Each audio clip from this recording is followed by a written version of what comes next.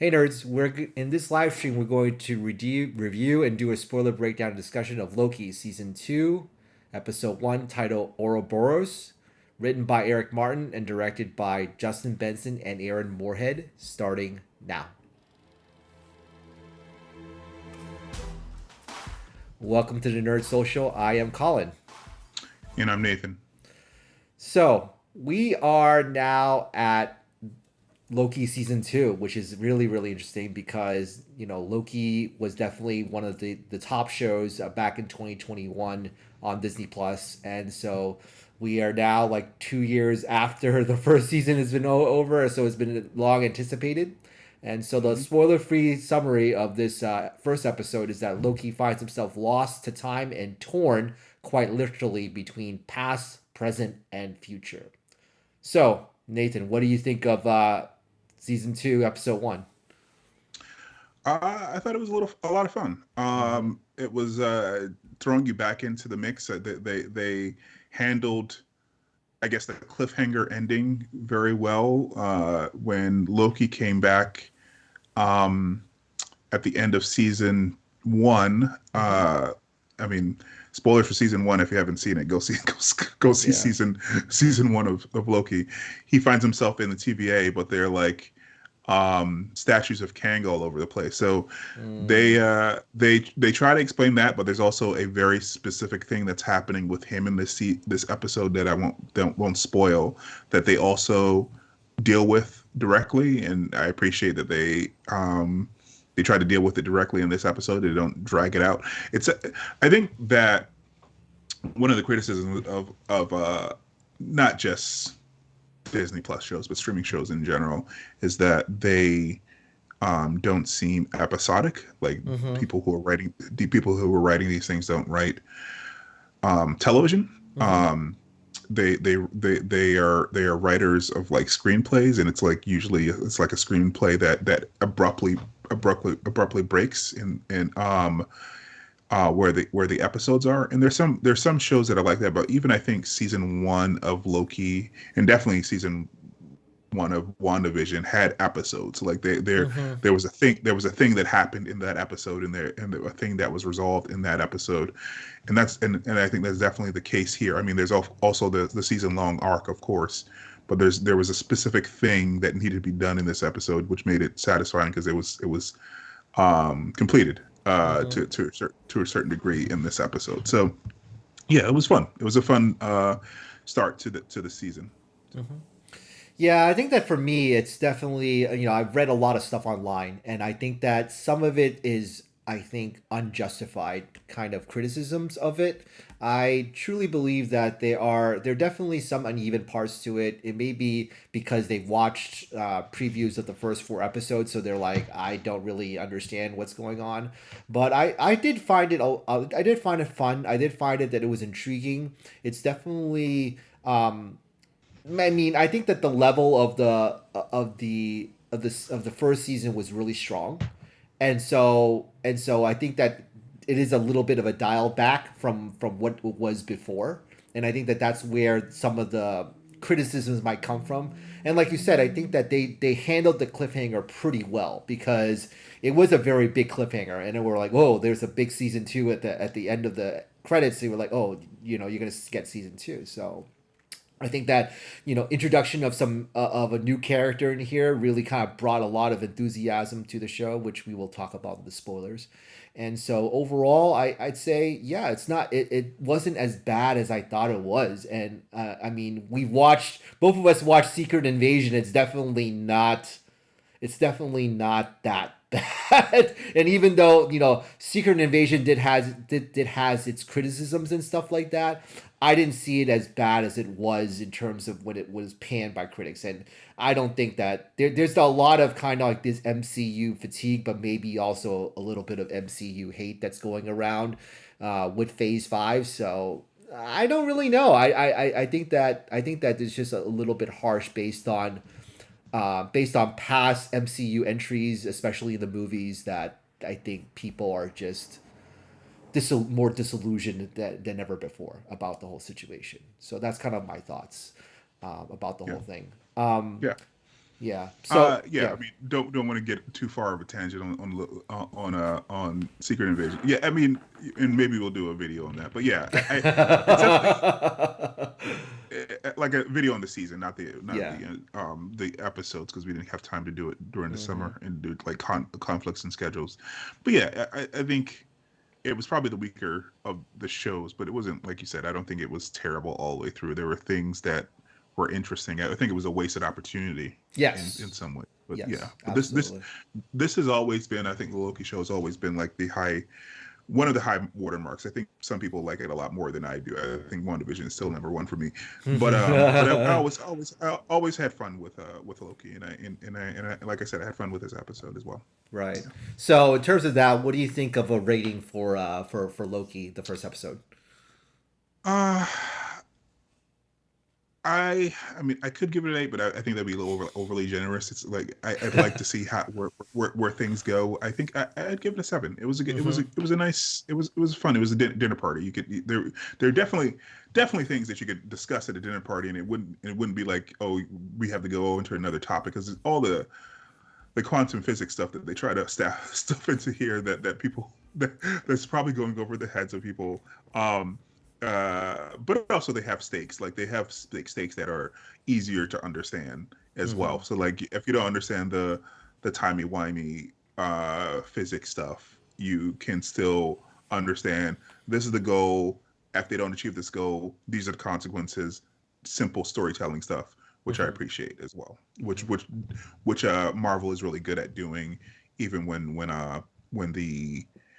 the plot or the machinations that are moving the plot are complex. So Hmm. yeah, I give it a 7. Dinner party.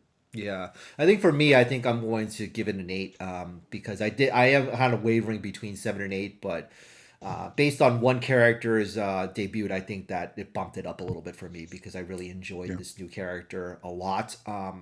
And so yeah, we'll get to the spoilers as to who that character is, but just having this character in it really kind of bumped it up for me, and I think that it really was, it kind of, in parts where people might feel they're old and tired, the characters are old and tired.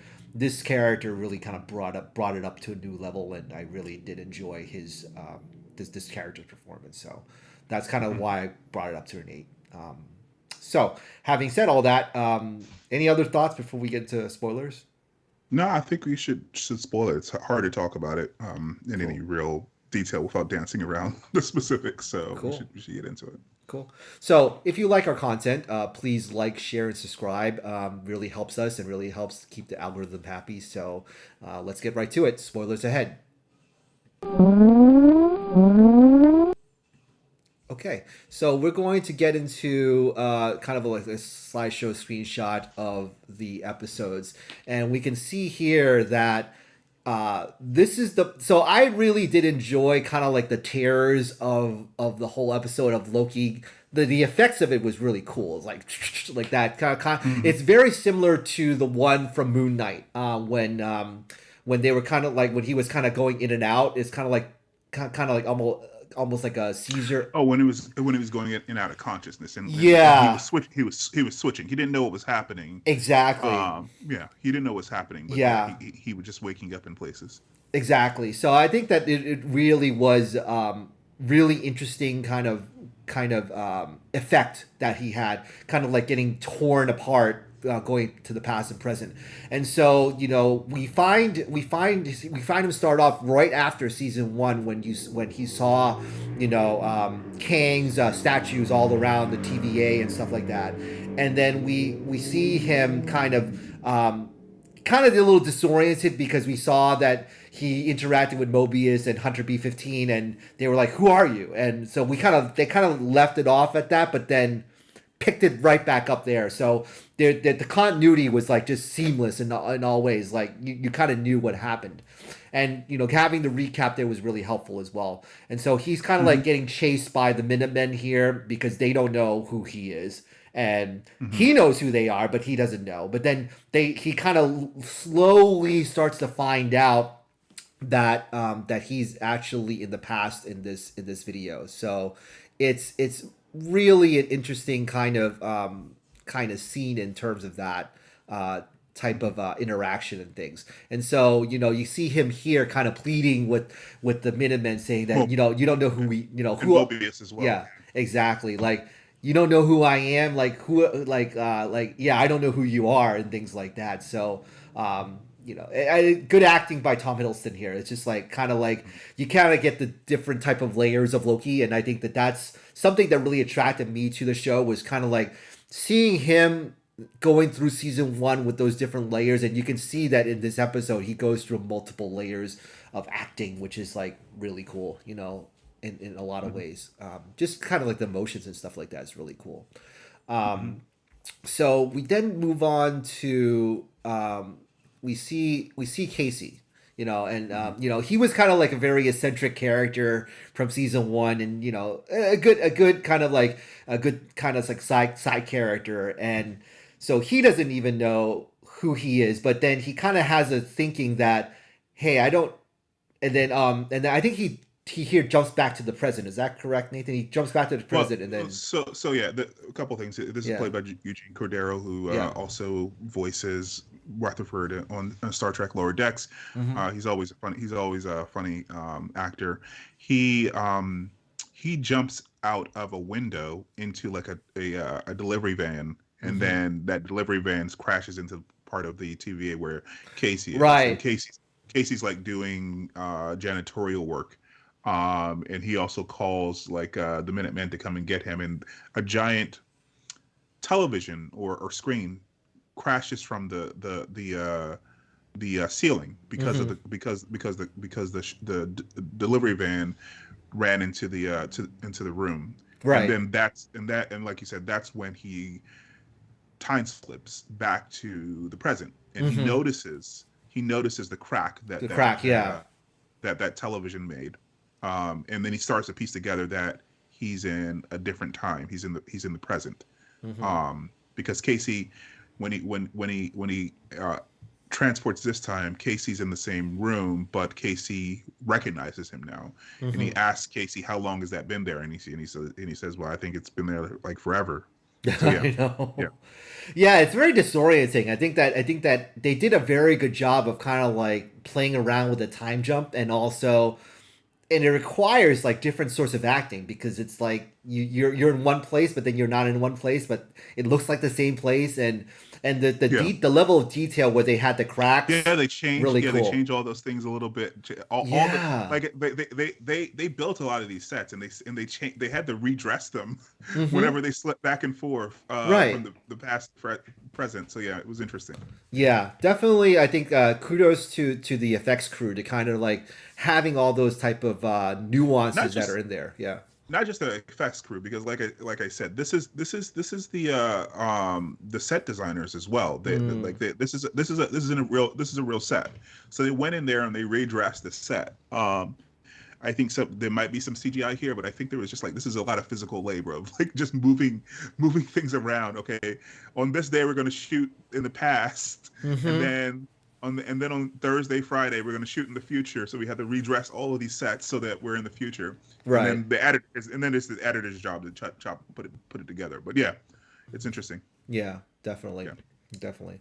So then what happened is that, he goes back into the present, and he reunites in a lot of ways. He reunites with Mobius and 100B15, and they really kind of made a bigger role for 100B15. It's like a much bigger role than she did in season one. It's like season one she was a bit of an antagonist to Loki, but she had a role. She was one of the ones who realized with Mobius. Like, I think Mobius always had like a bit of a soft spot for Loki, but like by the end of the season, when she realized that she was a variant as well, and like the guilt of, like, as she says in this scene when they're in the war room, the guilt of like pruning all those variants, like looking down on them when she was a variant herself, and everyone in that room is basically a variant. Right. That she's really wrestling with the guilt of basically the genocides that they've done for entire timelines. So correct. Correct. So it's like they're being called upon to go to this judges council and basically being judged, and so it kind of like it's also a very interesting dynamic is that they're also being in a way like everything that they believed in it's like thrown out the window, and so they're kind of like almost lost. But I found it very surprising that this particular judge was like kind of more sympathetic and say, "Oh, it's yeah." She thought it was a huge deal, and she kind of listened to Hunter B-15's kind of like.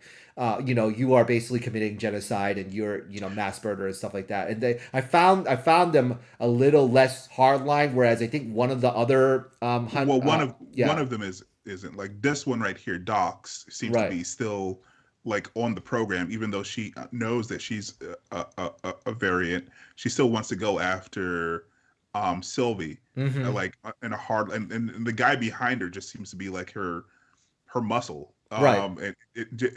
And they have somewhat a very weird like mother son Then yeah. relationships. Like he's like resting his head on her chest when she's giving him orders. But yeah, Mm, but as you said, the judge, she has similar concerns. Like she's like, all every time someone comes in front of me, I've just said guilty. I've always right. said guilty, Exactly. and I've basically condemned these people and murdered these people over and over again. Everything that I've known is basically a lie, and she did. So that wasn't. I think she was turned off the recording when she said that, but when she Mm-hmm. turned on the recording, she basically told everyone to stop pruning. Right. So yeah, Right. Exactly. Exactly. Which I found very surprising and shocking. And I think this is what you're mentioning, Nathan, yeah, the yeah. more hardline person that was in the judges Yeah, council. in the background, yeah, she said, Yeah. yeah, Mm-hmm. yeah. Mm-hmm. The judge is the one in the front of this picture, Okay. Eugene. Yeah. Yep. Yep. Okay. Got it.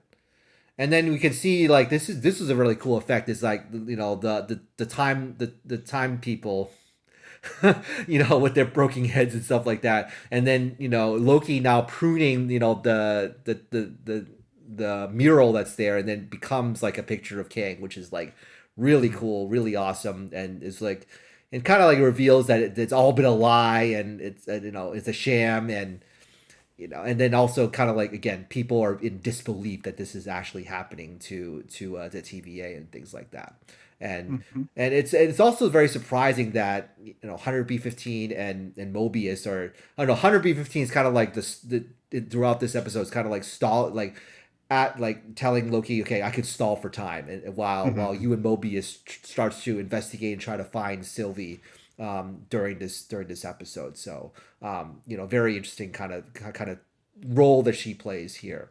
Yeah. And then he mentioned, and so he mentions he goes down to the repairs and advancements. So I think they went down like two elevators. Like the TVA is Yeah. just like this massive like Yeah. It's basically bureaucracy. a city. It's basically a city. Yeah. Yeah, It's very large. Yeah. yeah, like this massive bureaucracy. And it's like how come they didn't go down there in the first season?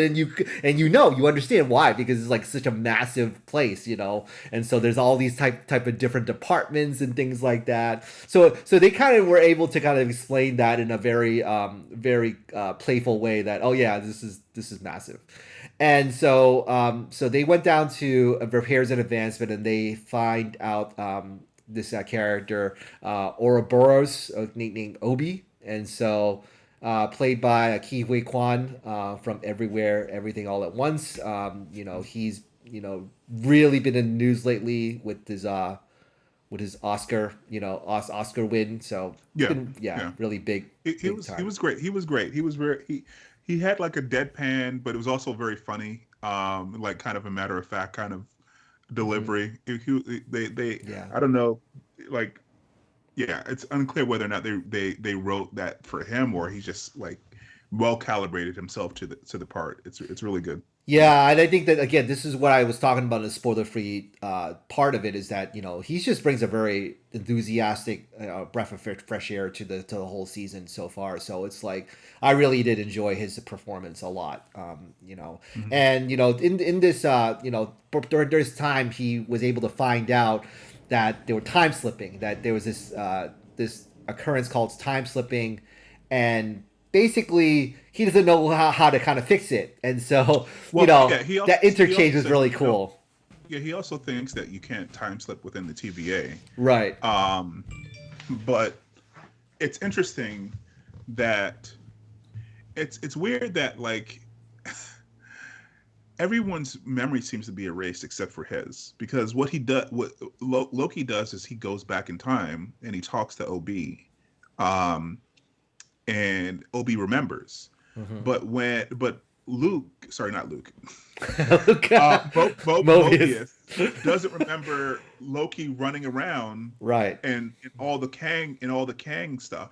Mm-hmm. And I'm not sure if it's because OB never really leaves this section Mm-hmm. of the TVA, or yeah, it's interesting, or if this is just a plot a plot a Mm-hmm. plot hole. Well, I guess we have to see. Yeah. Maybe Mobius, maybe OB knows more than Mobius does, and more than most of the TVA does. Maybe he knows that Kang was in charge of everything. Maybe yeah. Mm-hmm. So I guess we'll see. Yeah. Yeah, definitely. And so he comes up with this device, through the interactions between Loki and OB, going flipping back past and present, and Mobius is like, "What's going on here?" He's flipping back and forth, and he was able to create this temporal aura extractor, and so he's able to kind of use this device to kind of pull him out of the time slip, and all this elaborate plan in which Mobius has to be dressed in this kind of like spacesuit basically Mm-hmm. to go into like some time void.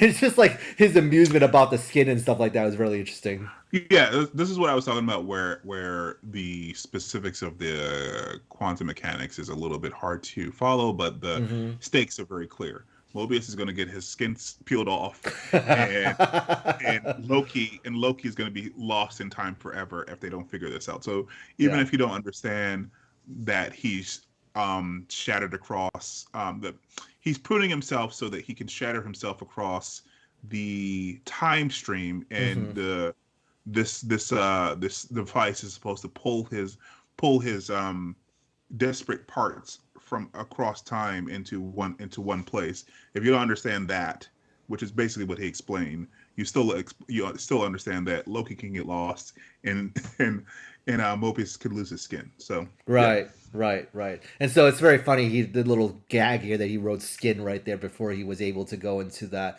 They call it actually temporal loom. That's what they call it. Mm-hmm. That Mm-hmm. void that he jumps into. So Mm-hmm. very kind of a gag thing over there, and so this is again just a screenshot of them kind of like figuring out what they need to do, and going to the loom itself. And so this is a shot of him kind of like going into that loom and in that spacesuit with the like HVAC kind of Yeah. device that's behind him, which I found extremely amusing. And they also have the label that says TVA on it, which is really like, again, these kind of like spacesuits type of thing is really really cool effect that they had. Mm-hmm. Yeah, and also this is kind of new. It's like it's some new stuff that's happening with the and everything's kind of fractured and things like that. Something that we've seen before, but I think they combine different types of effects because we've seen some of this from Eternals, we've seen some of this from the first season, and yeah, it's just really interesting, kind of like how they combine different visuals and things like that. And so Mm-hmm. this is the part where Loki's almost kind of like not pressing the button. I think that they mentioned about Well, like the green button. he jumps to the future, Right. and he had been slipping back and forth between the present and the past, but he Hmm. jumps to the future, and the way that he realizes that he jumps to the future is because that skin that he wrote in dust, Right. he notices that the skin is still there, that the word skin is still there, that Mobius wrote. So he knows that he's in the future. But Hmm. when he jumped, it was just before Mobius gave him the stick, Yeah. the pruning stick. Yeah. So he's running around trying to find another pruning stick. Right. Right. Uh, Right. Right. Mobius is slowly, his suit is slowly getting eaten away, which eventually is going to be a skin. So the clock is ticking. And I like the gag here with the duct tape here. He's like, hey, it's Yeah. cracked. It's like Yeah. he just puts the duct tape. And it's like, yeah, you'll be fine. Yeah. Yeah. It's funny. And also in that scene where Loki was kind of like trying to find the stick, it was interesting also that it was almost very Matrixy with the phones and stuff like that. I was like, Yeah. is he supposed to pick up the phone in order to like in order to prove himself? So I, w- I yeah. will say that sometime in the future, which is probably going to be sometime this season, Mm, there seems to that there's going to be another um, emergency where they're going to have to evacuate the entire TVA. hmm Who knows how far in the future that is? Maybe it's a couple days, maybe it's in a month. But yeah, I guess we'll see. And he also still sees Sylvie there Right. just before someone that behind him prunes him. Now, there's all kinds of speculation that he's pruning himself. Like, hmm if it's the future, then he exists in the future, and he knows that he has to prune himself to be in that future. It's hmm kind of closed loop causality, similar to the time travel that's in the Harry Potter mm movies. Like, he hmm had to be there Oh to yeah, save yeah, himself. yeah. He had to be there to save himself, so he could be there to save himself. Mm. So Oh yeah, there's some yeah, yeah, people. yeah, yeah. I remember that. I remember that. So Yeah. there's some people that are speculating that it's him that proved it, but you don't know. You just see him Mm. see Sylvie, be real excited about Sylvie, and then someone prunes him from the behind. Yeah. So yeah, yeah. Yeah. Speaking of Sylvie, Sylvie didn't really appear in this episode until the end credits, and we see her here, in 1982 in like some random place called Broxton, Oklahoma, which is like, why, where, it's like Right. yeah, yeah, So there are a couple things here. Is Broxton, yeah. Oklahoma, is where New Asgard was in the comics. It's not where it is in the MCU. Ah, It's not where it is in the MCU. It's somewhere in Scandinavia in the MCU, but it is where it was in Marvel Comics. The other point to point out here is that it says that she's here, but it also says that she's in a branch timeline. She's not in, because there is no sacred timeline anymore. right. So finding her is going to be a lot more difficult than Yeah, it was before, because you had one timeline. Now you have so many branches. You can yeah. be in any time in any branch. So Exactly. yeah, yeah, Exactly. Exactly. So it'd be very interesting. And then it's kind of like another gag at the end where she's like she's like hungry and goes into a McDonald's pretty much, and they're actually doing some cross sponsorship at McDonald's about this. So it's really interesting to kind of see that they're doing that. And yeah. yeah. I learned a little while ago that they either in an article or a YouTube video that apparently that this is already written to the script, and then someone at Marvel decided, it was like, you know what, since we already are using McDonald's, maybe we Yeah. should contact McDonald's and try to see if we can get some sponsorship. So Yeah, yeah, cross promotional deal type of thing. yeah, Yeah, they are actually going to play this up as we go along. yeah. So it's been realized, and so she's here at the end. He's like, so what do you want to order? Like, we got all these different things. And the Yeah, brand new chicken nuggets that are the new item in 1998. So yeah, yeah, so yeah. So it's like I want to eat everything. It's like, okay.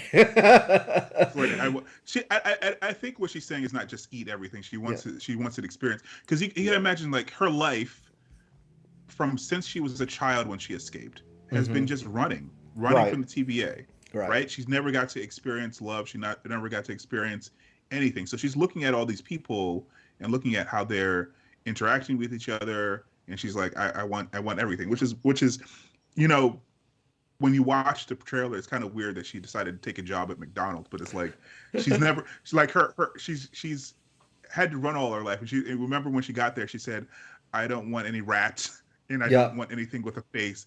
Yeah. I'm sure that's what she had to do to like survive, like eat rats and things like that, and constantly run all Right. the way into adulthood. It's like 30 something years or whatever, or however long. Because the other thing hmm is that maybe it's not 30 something years. I think we were talking about this last season. Who hmm knows how long she was running? Because True. if she's a Loki, she could be thousands of years old, She could and be. she might have Yeah. been running for thousands of years. Yeah. So Yeah. yeah, Definitely. Definitely. And so that kind of how it ended in the post. That was a post credit scene, and yeah. so yeah, really interesting to kind of see what transpires over the next 5 episodes that's gonna come out. So any final thoughts before we depart? No, just looking forward to next week. Maybe Maybe we can get screeners from Disney. I did reach out, and we'll get this out earlier without having you to do a live stream. If not, I guess we'll do another live stream next week. So yeah. Exactly. Yeah. Well, if you like our content, again, please like, share, and subscribe for more content like this, and we will see you in the next video. Thank you, guys. Take it easy. Bye.